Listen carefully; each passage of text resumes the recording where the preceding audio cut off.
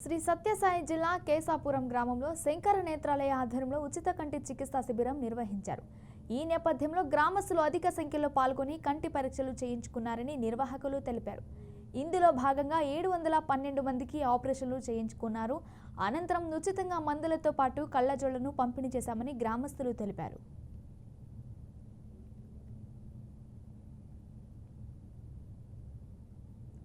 గ్రామానికి కొంత చేయాలని చెప్పేసి ఇక్కడికి వచ్చి ఈ క్యాంపు నిర్వహించడం చాలా సంతోషం. మీరు అనుకున్నట్లు మీ అందరికీ ఫ్రీ ఆపరేషన్స్ చేయడం జరిగింది. యావరేజ్గా సరాసరి ఒక ఆపరేషన్ చేయాలంటే ఈ ఖర్చులు ట్రాన్స్పోర్ట్ అన్నీ కలిసి 40-50 వేల రూపాయలు ఖర్చు అవుతుంది.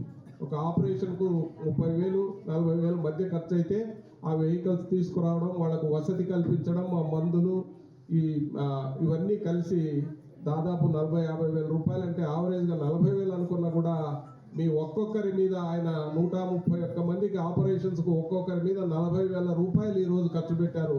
అది చాలా చాలా గొప్ప విషయం అని చెప్పి నేను మనవి చేస్తున్నాను. ఒక వ్యక్తికి ఒక 5,000 రూపాయలు 2,000 రూపాయలు పెట్టాలంటేనే మనం ఎలాగా అని చెప్పేసి మనల్ని మనమే ప్రశ్నించుకుంటాం. ఆయన సతీమణి, ఆయన సహధర్మచారిణి